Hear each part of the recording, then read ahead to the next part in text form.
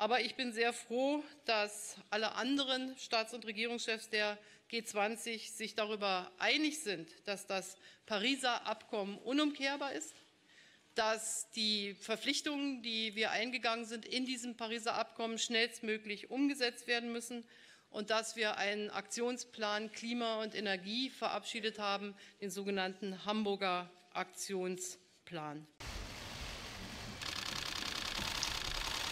Наша позиция хорошо известна, я ее воспроизвел. Нет никаких оснований считать, что Россия вмешивалась в выборный процесс Соединенных Штатов. Что касается личных взаимоотношений, я считаю, что они установлены. Ну, не знаю, как это прозвучит, но скажу так, как я это вижу.